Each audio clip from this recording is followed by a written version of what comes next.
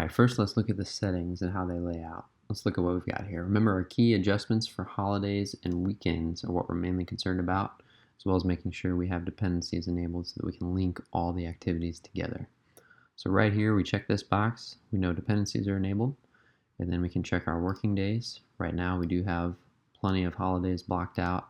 You'll need to manually check these. You can go into the calendar and select them also, but we have a standard working week, Monday through Friday, Saturdays, Sundays off, a typical work hour or typical work day of 8 hours. The schedule looks like. You can see visually it resembles a spreadsheet. You kind of start with a list of your tasks, and then you think through all the activities that you're going to have. You can assign then a duration for each task for each one. When it's going to start and finish is more or less automatically filled in based on the linking and the durations. And then you set the predecessors, which is how you link all the activities together. So the list is kind of on the left. On the right, you've got what we call a Gantt chart. And this basically kind of maps out on a timeline. You can see the dates at the top, how those activities are going to span over the course of your project. And so that will shift dramatically as you start to get durations and link things up together. Well, I know I'm going to have milestones at the top. I like to make sure I have those clear and easy to find.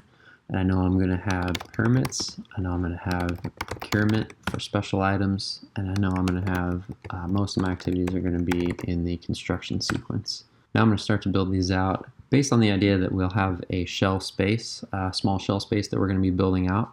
So a small, that'll keep our list of activities relatively small. But I'll go ahead and build those out. We'll do that quickly here so you don't have to watch me type it.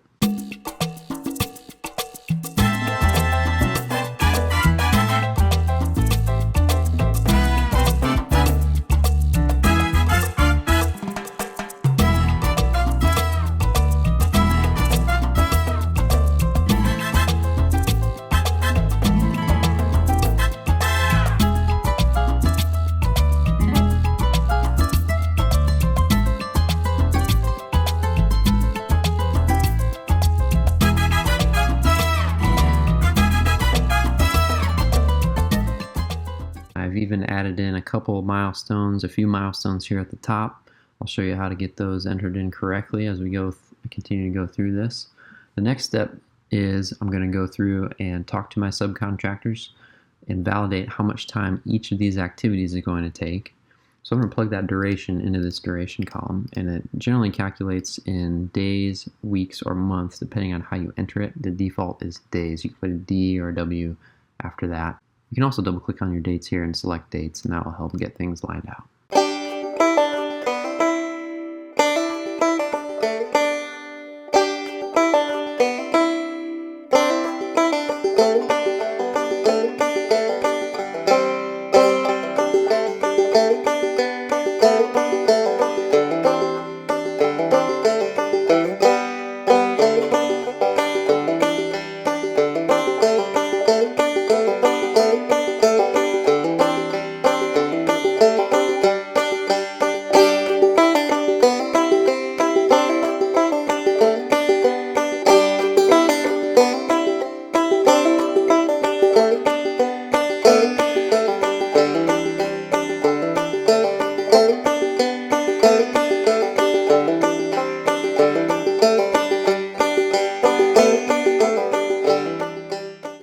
Okay, now I've got the durations lined out, and it's time to start linking them.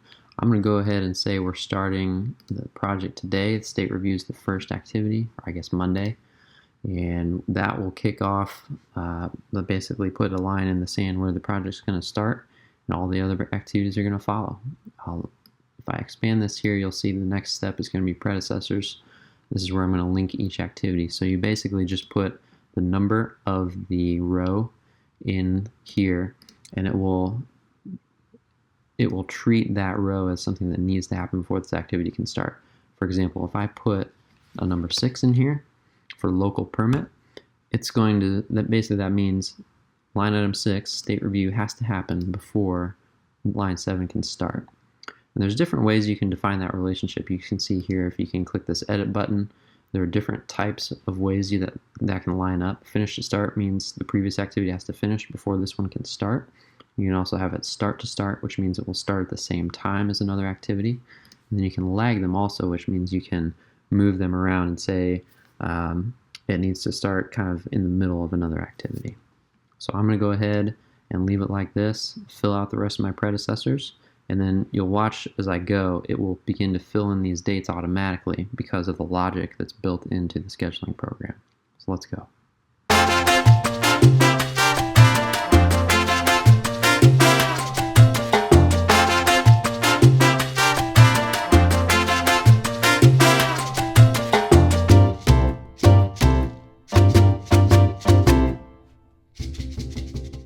Now look what I do here. I can add multiple predecessors in so that basically this behaves as if I got the wrong ones in here, 19, 20, 21. So all three of these activities drive what we call drive activity number 22 in my inspection. If any one of those changes, it will affect the date on my inspection.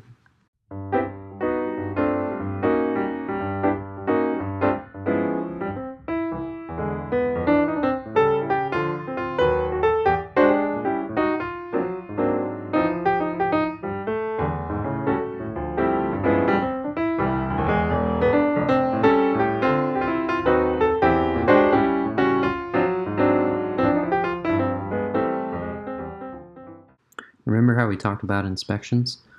In-wall inspections and overhead inspections are driven by the city jurisdiction. So your building commissioner or code department will need to come out and make sure they're good with all the connections in the wall to get hidden before you're allowed to put drywall on or before you're allowed to put ceilings on. That's what these inspections are for.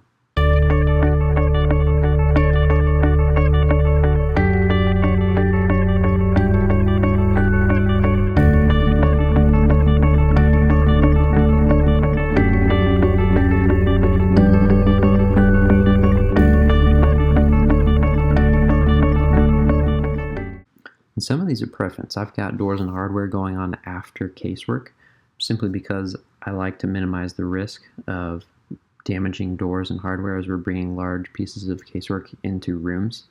But there's no reason, if you protect those and you're careful and you're watching that very closely, you couldn't be doing doors and hardware sooner.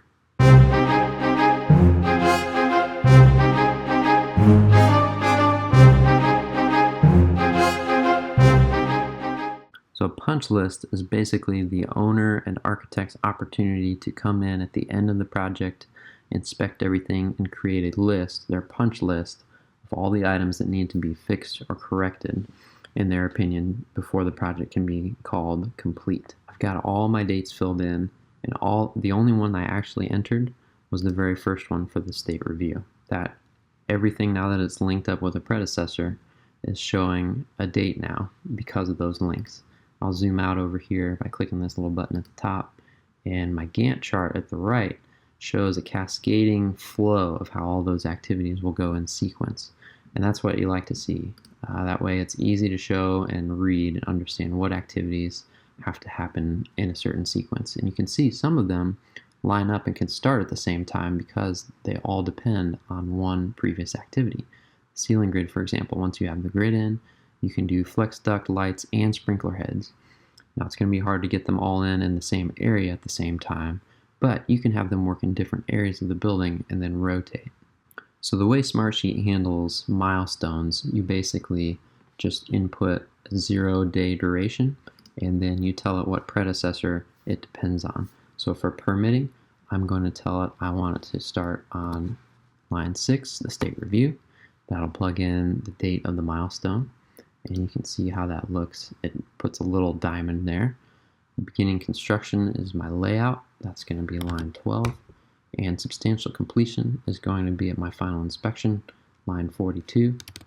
And so now anytime I open this schedule, immediately at the top, I can see when I'm starting construction and when I'm going to be done. Even if I change anything to any one of these activities, it will always update those milestones also. The thing about schedules is you control all the logic behind it. It's like programming. It tells you exactly what it's doing with the information based on what you put in. And so the way we can get even better at this, so this is a functional schedule right here. There's logic behind the sequence. It's telling you a definite date of when I'm starting, when I'm finishing. Now, the next step would be to try and accelerate a schedule. So watch this. This is where experience really helps you. So if you look right now, we're showing overhead power is followed immediately by ductwork. It's followed immediately by sprinkler lines. Well, if we know how our areas are set up, and we know how long it's going to take, obviously because of our durations, we can say there's no reason why ductwork couldn't start as long as they have an available area to work in. So we don't necessarily need it to wait for power to be complete. If we do want power to be above ductwork, for example, maybe we just need to make sure they get it above where they start, and then when they move to their next area, then the ductwork can start right behind them. So they don't need to wait that whole 12 days that power is going to take before they can start their ductwork. This is where you can really accelerate the schedule and become a rock star, because you can overlap activities. Let me show you how to do that here. You basically just go into the predecessor, and that's what that lag function is for. So I'm telling it to look at overhead power when it finishes, and I'm going to say I want you to actually start that activity 5 days before we think it's going to be done. Look what that did. It pulled that activity back. We call it pulling back. So it starts earlier. And realistically, this is perfectly feasible because these folks are going to be working probably in the other half of the building when I start this ductwork. So there's going to be a whole area available where they can start. So let's think about where else we can do this. How about flooring after ceilings? Generally, we plan on doing flooring after the ceiling tiles are all in so that we're not working on ladders and getting dirt, especially dust and debris from those ceiling tiles onto our new flooring.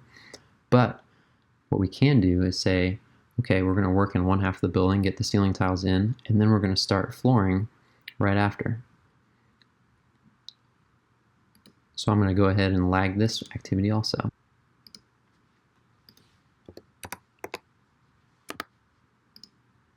Look at that.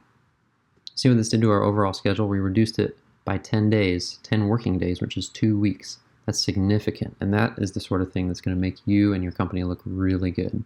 So now all that's left really is to make sure you save it, name it here at the top, and then you can export it. Generally to a PDF is the best way because it creates a snapshot that you can name, and it's available forever to reference back to. So I like to create different iterations as their own separate PDFs every time I update. Distribute to your subs, distribute to your owner, your client, and your own project team, and then you're good to go.